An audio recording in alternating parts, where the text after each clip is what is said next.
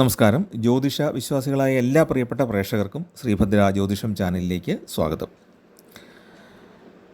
നിങ്ങൾ ഈ ചാനലിന് നൽകുന്ന എല്ലാ പ്രോത്സാഹനങ്ങൾക്കും സഹായ സഹകരണങ്ങൾക്കുമൊക്കെ ആദ്യമായിട്ട് നന്ദി രേഖപ്പെടുത്തുന്നു. നമ്മൾ 2025 നക്ഷത്ര ഫലങ്ങളാണ് ചർച്ച ചെയ്തുകൊണ്ടിരിക്കുന്നത്. ഓരോ നക്ഷത്രക്കാർക്കും അടുത്തൊരു വർഷത്തേക്ക് ഉണ്ടാകാനിടയുള്ള ഫലങ്ങൾ. ഇതിലെ പൂരാട നക്ഷത്രക്കാരുടെ ഫലമാണ് നമുക്ക് അടുത്തതായിട്ട് വിശകലനം ചെയ്യാനുള്ളത്. ഈ പൂരാടം എന്ന് പറയുന്നത് പൂർവ്വ ആഷാഢം എന്നാണ് അറിയപ്പെടുന്നത്. പൂർവ്വ ആഷാഢം എന്നാണ് അതിൻ്റെ നാമം. ഈ നക്ഷത്രത്തിൽ ജനിക്കുന്നവർ സൗന്ദര്യം, ആകർഷകത്വം, ബുദ്ധിശക്തി, വിശാല ഹൃദയം തുടങ്ങിയവ ഉള്ളവരായിരിക്കും.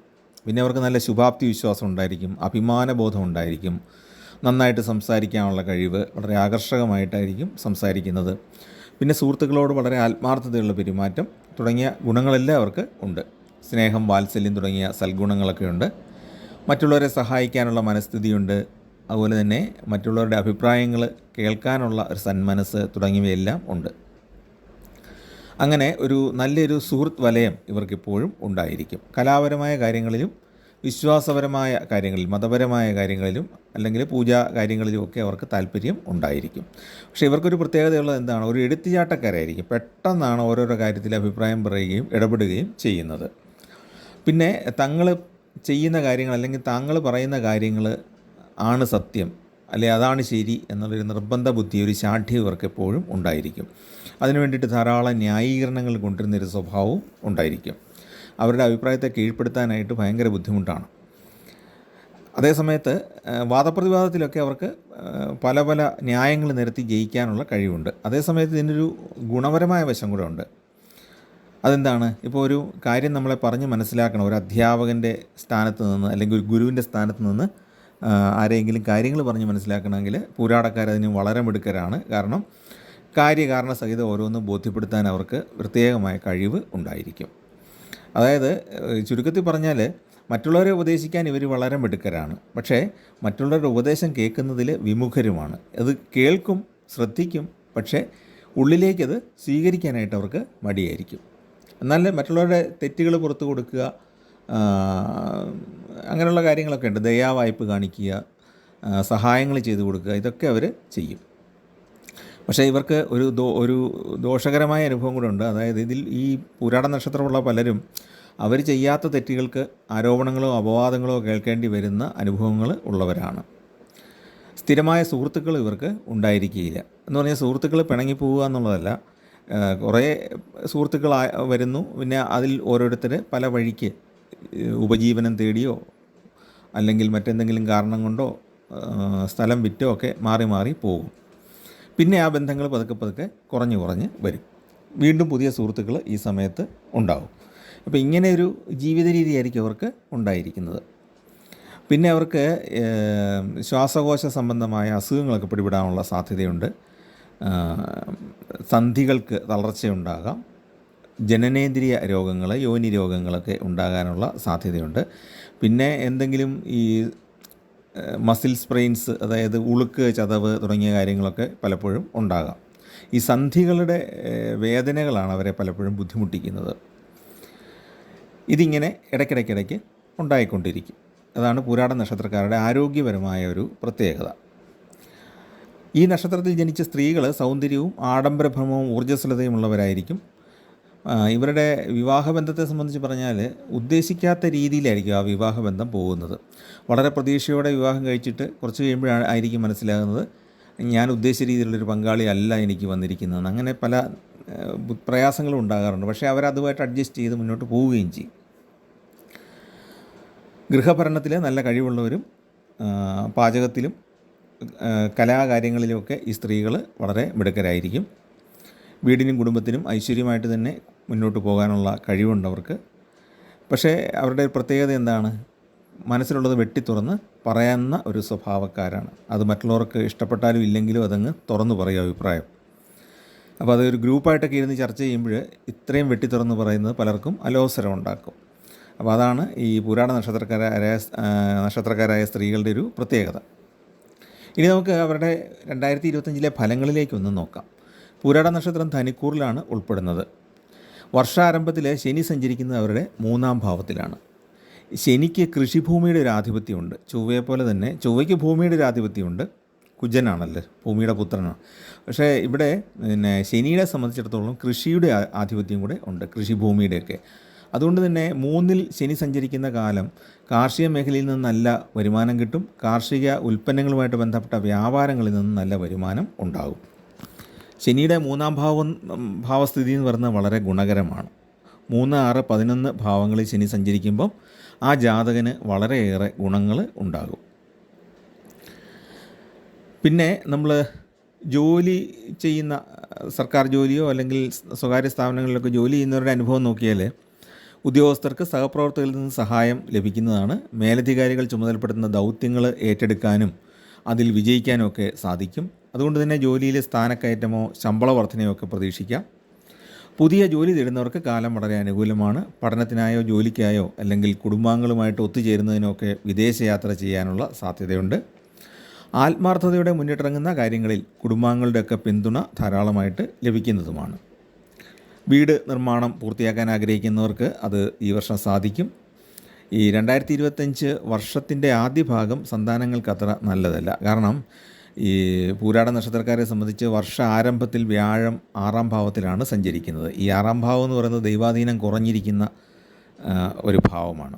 ശുഭഗ്രഹമായ വ്യാഴം അല്ലെങ്കിൽ ദൈവാധീനത്തിൻ്റെ സൂചകമായ വ്യാഴം 6-ാം ഭാവത്തിൽ കൂടെ സഞ്ചരിക്കുമ്പം ദൈവാനുഗ്രഹം അല്ലെങ്കിൽ ദൈവാധീനം കുറഞ്ഞിരിക്കും. അപ്പം വ്യാഴം എന്ന് പറയുന്നത് സന്താനങ്ങളുമായിട്ട് സന്താനകാരകനാണല്ലോ വ്യാഴം. അപ്പോൾ അതുകൊണ്ട് തന്നെ ഈ സന്താനങ്ങൾക്ക് ആ സമയത്ത് മനപ്രയാസമോ പഠനത്തിൽ ബുദ്ധിമുട്ടോ ഒക്കെ ഉണ്ടാകാം. അങ്ങനെ ദൈവാധീനം കുറയുകയും സന്താനങ്ങൾക്ക് പഠനത്തെ സംബന്ധിച്ച ആശങ്ക, മനപ്രയാസം തുടങ്ങിയ കാര്യങ്ങളൊക്കെ ഉണ്ടാകാം. മാർച്ച് 29-ന് ശനി അവരുടെ 4-ാം ഭാവത്തിലേക്ക് കടക്കുകയും കണ്ടകശനി ആരംഭിക്കുകയും ചെയ്യും. അപ്പോൾ ഈ ഏപ്രിൽ മെയ് മാസങ്ങൾ നോക്കുമ്പം മാർച്ച് അവസാനം മാർച്ച് 29-നാണ് ശനി മാറുന്നത്, കണ്ടകശനിയായിട്ട് മാറും. അതേ സമയത്ത് തന്നെ വ്യാഴം 6-ൽ തന്നെ നിൽക്കുകയാണ്. വ്യാഴം മാറുന്നത് മെയ് മാസത്തിലേ മാറുള്ളൂ. അപ്പോൾ ഈ മാർച്ച് അവസാനം കഴിഞ്ഞിട്ട് ഏപ്രിൽ മെയ് പകുതി വരെ ശനിയും വ്യാഴവും ദുസ്ഥാനങ്ങളിലാണ് നിൽക്കുന്നത്. അപ്പോൾ അതിൻ്റേതായൊരു ബുദ്ധിമുട്ട് ആ സമയത്ത് അനുഭവപ്പെടാം. മാനസികമായ ക്ലേശം ഉണ്ടാകാം, അനാവശ്യമായ ഉത്കണ്ഠകളുണ്ടാകാം, ഭാവിയെക്കുറിച്ച് ചിന്തിച്ച് മനസ്സ് വിഷമിപ്പിക്കാം, ദേഹസുഖക്കുറവിനും സാധ്യതയുണ്ട്. പക്ഷേ മെയ് മാസം പകുതിയോടെ വ്യാഴം 7-ാം ഭാവത്തിലേക്ക് മാറുന്നത് വളരെ ശുഭകരമാണ്. ജോലിയിൽ കൂടുതൽ നേരം മുഴുകാനായിട്ട് സാധിക്കും. വരുമാനത്തിൽ വർധന ഉണ്ടാകും. ഒഴിവ് വേളകളിൽ പോലും നമ്മളൊരു ഹോബിയായിട്ട് പോലും തൊഴിലുകൾ ചെയ്ത് ധനവരവ് മെച്ചപ്പെടുത്താനായിട്ട് സാധിക്കും. പുതിയ സാങ്കേതിക കാര്യങ്ങളിൽ അറിവ് നേടാൻ സാധിക്കും. അത് പ്രകടിപ്പിക്കുന്നതിലൂടെ പുതിയ ജോലിയോ സ്ഥാനക്കയറ്റമോ ഒക്കെ കിട്ടാനില്ല സാധ്യതയുണ്ട്. പുതിയ ബിസിനസ് ഐഡിയ ഒക്കെ വികസിപ്പിച്ചെടുക്കാനുള്ള ഒരു യോഗമുണ്ട്, ഒരു സാധ്യതയുണ്ട്. അപ്പോൾ അതിഷ്ടപ്പെട്ട് ഏതെങ്കിലും കമ്പനികൾ അത് സംബന്ധമായിട്ട് ജോലി തരികയോ അല്ലെങ്കിൽ ഒരു എമൗണ്ട് തന്ന് ആ സാങ്കേതികവിദ്യ അവർ വാങ്ങിക്കുകയൊക്കെ ചെയ്യാനുള്ള സാധ്യതയുമുണ്ട്. വ്യാപാര വ്യവസായ മേഖലയിൽ തുടങ്ങുന്ന പുതിയ സംരംഭങ്ങൾക്ക് സർക്കാരിൽ നിന്നും പെർമിഷൻ കിട്ടാനുള്ള സാധ്യതയുണ്ട്. NOCകളും പെർമിറ്റുകളും ഒക്കെ കിട്ടാനുള്ള സാധ്യത ഉണ്ട്. കുടുംബത്തിൻ്റെ ബാധ്യതകൾ പരിഹരിക്കാനായിട്ട് സാധിക്കുന്നതാണ്. കടബാധ്യത കുറയ്ക്കാനായിട്ട് സാധിക്കും. നല്ലൊരു അളവ് വരെ കടബാധ്യത കുറച്ച് കൊണ്ടുവരാനായിട്ട് സാധിക്കും. ഏപ്രിൽ മുതൽ കണ്ടകശനിക്കാലമായതുകൊണ്ട് ബിസിനസ് രേഖകൾ, എഗ്രിമെൻറ്റുകൾ തുടങ്ങിയവ കൃത്യമായിട്ട് സൂക്ഷിക്കേണ്ടതാണ്. ഈ കണ്ടകശനിയും 6-ൽ വ്യാഴവും കൂടെ വരുന്ന സമയമായതുകൊണ്ട് ആ ഏപ്രിൽ മെയ് മാസങ്ങളിൽ നമ്മൾ അല്പം ശ്രദ്ധിക്കണം. ധനപരമായ കാര്യങ്ങളിൽ, ഡോക്യുമെൻറ്റ്സ് സൂക്ഷിക്കുന്നതിൽ, വിലപിടിപ്പുള്ള വസ്തുക്കൾ, സ്വർണ്ണാഭരണങ്ങൾ, അതുപോലെ തന്നെ അലമാരയുടെയൊക്കെ താക്കോലുകൾ, ഇതൊക്കെ കൃത്യമായിട്ട് കൃത്യസ്ഥാനങ്ങളിലൊക്കെ വെക്കാനായിട്ട് ശ്രദ്ധിക്കണം. ലോക്ക് ചെയ്യേണ്ട വിലപ്പെട്ട സാധനങ്ങളൊക്കെ ലോക്ക് ചെയ്ത് വെക്കണം. താക്കോലുകളൊക്കെ നമുക്ക് അക്സസിബിൾ ആയിട്ടുള്ള, പെട്ടെന്ന് കാണാവുന്ന സ്ഥലങ്ങളിൽ, നമുക്ക് തിരിച്ചറിയാൻ പറ്റുന്ന സ്ഥലങ്ങളിൽ വെക്കണം. കാരണം ഈ ഒരു സമയത്ത് നഷ്ടങ്ങളൊക്കെ ഉണ്ടാകാനുള്ള സാധ്യതയുണ്ട്, സാധനങ്ങൾ നഷ്ടപ്പെട്ടു പോകുന്ന അവസ്ഥ. അപ്പോൾ അതുകൊണ്ട് അതൊന്ന് സൂക്ഷിക്കുക. എഗ്രിമെൻറ്റുകളും സൂക്ഷിക്കണം. രാഹു ആണെങ്കിൽ ഈ പൂരാട നക്ഷത്രക്കാരുടെ 3-ാം ഭാവത്തിലേക്ക്, അതായത് മീനത്തിൽ നിൽക്കുന്ന രാഹു പുറകോട്ട് നീങ്ങി കുംഭത്തിലേക്ക് എത്തുന്നു മെയ് പകുതിക്ക് ശേഷം. അപ്പോൾ ഈ 3-ൽ രാഹു എന്ന് പറയുന്നത് കുറേ അനുകൂലമാണ്. അപ്പോൾ വ്യാഴം 7-ലേക്ക് പോകുന്നു, രാഹു 3-ൽ നിൽക്കുന്നു. അങ്ങനെയുള്ള ഒരു അനുകൂല അവസ്ഥയും ഇതിനിടയ്ക്ക് വരുന്നുണ്ട്. ഏതാണ്? മെയ് മാസത്തിന് ശേഷം. അപ്പോൾ ജൂൺ മാസം മുതൽ നേട്ടങ്ങൾ ലഭിക്കാൻ തുടങ്ങും. സന്താനങ്ങൾക്ക് അന്നേരം കാലം അനുകൂലമായിട്ട് വരും. പുതിയ തൊഴിൽ മേഖലയിൽ ശോഭിക്കാൻ കഴിയും. പഴയ ബിസിനസ് വിശ്വസ്തരായ ആളുകളെ ഏൽപ്പിച്ച ശേഷം പുതിയതായിട്ട് എന്തെങ്കിലും ബിസിനസ് ചെയ്യാനായിട്ട് ശ്രമിക്കുന്നതാണ്. പുതിയ ബിസിനസ്സിൽ നിന്നും വരുമാനം അധികരിക്കുന്നതാണ്. വിദേശ യാത്രയ്ക്കിടയിൽ പലതരത്തിലുള്ള സുഹൃത്ത് ബന്ധങ്ങളും അതുമൂലം അഭിവൃദ്ധിയും ജീവിതത്തിൽ ഉണ്ടാകും. ചെറുപ്പക്കാരുടെ വിവാഹ കാര്യത്തിൽ ഈ വർഷം അനുകൂല തീരുമാനം ഉണ്ടാകുന്നതാണ്. വിദ്യാർത്ഥികൾക്കും ഗവേഷകർക്കും ശാസ്ത്ര രംഗത്ത് പ്രവർത്തിക്കുന്നവർക്കും വളരെ അനുകൂലമായൊരു വർഷമാണ് 2025. വിദ്യാർത്ഥികളെ സംബന്ധിച്ച് ഉദ്ദേശിക്കുന്ന കോഴ്സുകളിൽ ഉപരിപഠനത്തിന് അവസരം ഉണ്ടാകാൻ സാധ്യതയുണ്ട്. അതുപോലെ തന്നെ ശാസ്ത്രജ്ഞരെ സംബന്ധിച്ചിടത്തോളം പുതിയ കണ്ടുപിടുത്തങ്ങൾ നടത്താനും അത് ഇൻ്റർനാഷണൽ ജേർണലുകളിലൊക്കെ പ്രസിദ്ധീകരിക്കാൻ അവർക്ക് അവസരം ഉണ്ടാകുന്നതാണ്. പഠിച്ച വിദ്യയോട് അനുബന്ധമായിട്ടുള്ള ഉദ്യോഗം ലഭിക്കുകയും അതുപോലെ തന്നെ പഠിച്ച കോഴ്സിനോട് അനുബന്ധമായിട്ട് വളരെ സ്പെഷ്യലായിട്ടുള്ള പല കോഴ്സുകളും പഠിക്കാനായിട്ട് ചാൻസ് കിട്ടുകയും ചെയ്യും പൂരാടം നക്ഷത്രക്കാർക്ക്.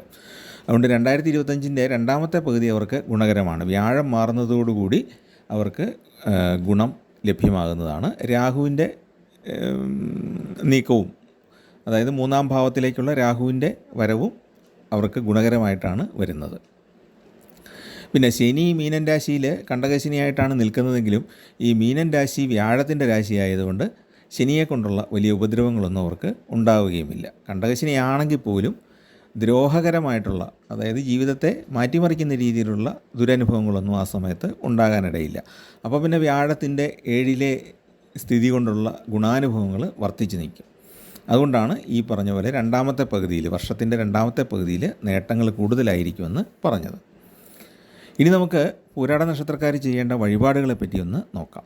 ചന്ദ്രദശ, രാഹുദശ, ശനിദശ, ഈ 3 ദശകളിൽ ഏതിലെങ്കിലുമാണ് നിങ്ങളുള്ളതെങ്കിൽ വിധിപ്രകാരമുള്ള ദോഷപരിഹാരങ്ങൾ ചെയ്യേണ്ടതാണ്. പൂരാടം, ഭരണി, പൂരം എന്നീ നക്ഷത്രങ്ങളിൽ ക്ഷേത്ര ദർശനം നടത്തുന്നത് ഉചിതമാണ്. അതുപോലെ പൂജാതി കാര്യങ്ങൾക്കും ഈ ദിവസങ്ങൾ വളരെ ഉത്തമമാണ്.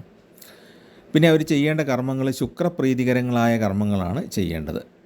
അത് പതിവായിട്ട് അനുഷ്ഠിക്കുന്നത് നല്ലതാണ്. നവഗ്രഹ ക്ഷേത്രത്തിൽ ശുക്രന് വെളുത്ത പൂക്കൾ കൊണ്ട് അർച്ചന ചെയ്യുക.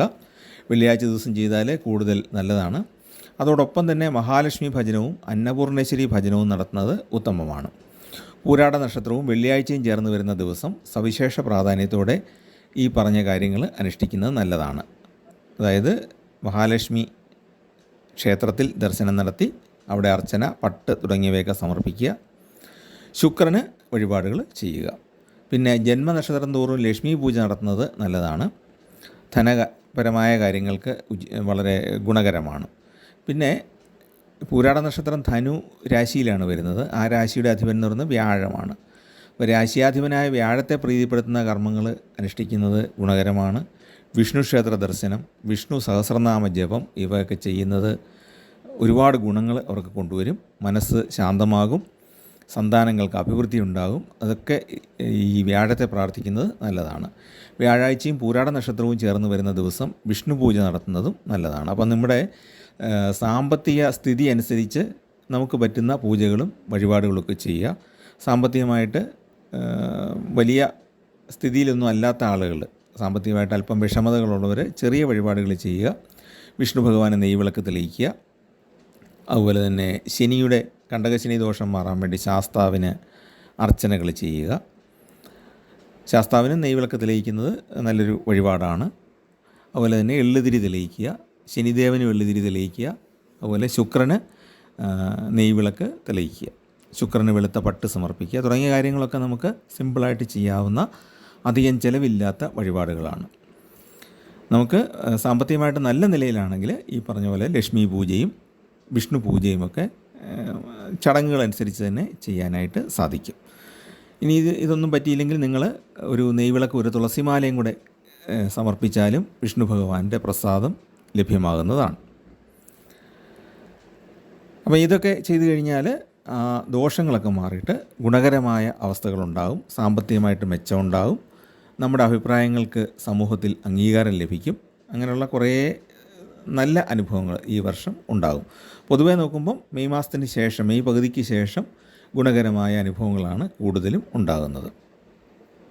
പിന്നെ കണ്ടകശനിയുടേതായ കുറച്ച് തടസ്സങ്ങളും ചിലപ്പോൾ ഒരേ കാര്യത്തിന് ഒന്നോ രണ്ടോ തവണ ശ്രമിക്കേണ്ടി വരിക, ഇങ്ങനെയൊക്കെ ഉണ്ടാകാം.